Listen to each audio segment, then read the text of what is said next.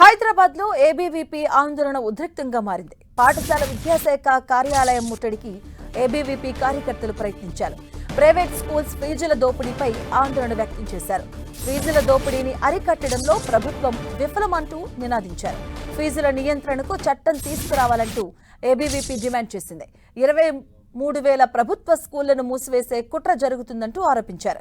Private స్కూళ్లలో 25% సీట్లను పేద విద్యార్థులకు కేటాయించాలని, ప్రభుత్వ పాఠశాలల్లో మౌలిక వసతులు కల్పించాలంటూ ఏబీవీపీ నేతలు డిమాండ్ చేశారు.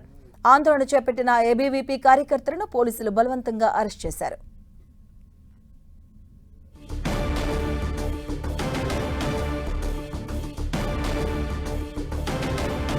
ఇదే అంశానికి సంబంధించిన పూర్తి అప్డేట్స్ మా కరెస్పాండెంట్ అజయ్ అందిస్తారు. అజయ్, మనం చూసుకోవచ్చు, ఈ రోజు పాఠశాల విద్యాశాఖ కార్యాలయం ముందు ఏబీవీపీ కార్యకర్తలు నిరసన తెలియజేసినటువంటి పరిస్థితి మనకు కనబడుతుంది. ప్రభుత్వ స్కూళ్లలో నెలకొన్నటువంటి సమస్యల పరిష్కారంతో పాటు ప్రైవేటు పాఠశాలలో ఫీజుల దోపిడీని అరికట్టడంలో ప్రభుత్వం విఫలమైందన్న ఆరోపణలు చేస్తూ వారైతే ఓ నిరసన కార్యక్రమాన్ని చేయడం జరిగింది. ఒక దశలో పాఠశాల విద్యాశాఖ కార్యాలయాన్ని ముట్టడించే యత్నమైతే వారు చేసినటువంటి పరిస్థితి కనబడుతుంది. దీంతో పోలీసులు రంగంలోకి దిగి వారిని అడ్డుకున్నటువంటి పరిస్థితి.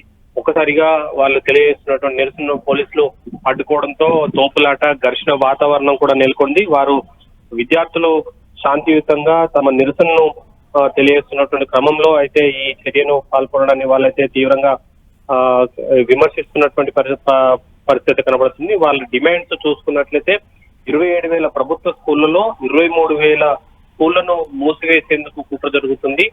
అన్నింటినీ రేషనలైజేషన్ చేసి వాటిని ఒక స్కూళ్లలో మరొక స్కూల్ విలీనం చేస్తారన్న ఆరోపణలు వాళ్ళు ప్రధానంగా చేస్తున్నటువంటి పరిస్థితి కనబడుతుంది. అదేవిధంగా ప్రైవేటు కార్పొరేట్ స్కూళ్లలో విచ్చలవిడిగా ఫీజుల దోపిడీని అరికట్టి ఫీజుల నియంత్రణ చట్టం తీసుకురావాలన్న ఒక ప్రధాన డిమాండ్ కూడా వాళ్ళు చేస్తున్నటువంటి సందర్భం కనబడుతుంది. అదేవిధంగా కార్పొరేట్ స్కూళ్లలో 25% సీట్లను పేద విద్యార్థులకు కేటాయించే విద్యా హక్కు చట్టాన్ని పకడ్బందీగా అమలు చేయాలని రాష్ట్ర ప్రభుత్వాన్ని వారు డిమాండ్ చేస్తున్నారు. అదేవిధంగా ఖాళీగా ఉన్నటువంటి ఎంఈఓలు, డిఈఓ పోస్టులతో పాటు టీచింగ్, నాన్ టీచింగ్ పోస్టులను కూడా భర్తీ చేయాలని డిమాండ్ అయితే వారు చేస్తున్నటువంటి సందర్భం మనం చూడొచ్చు.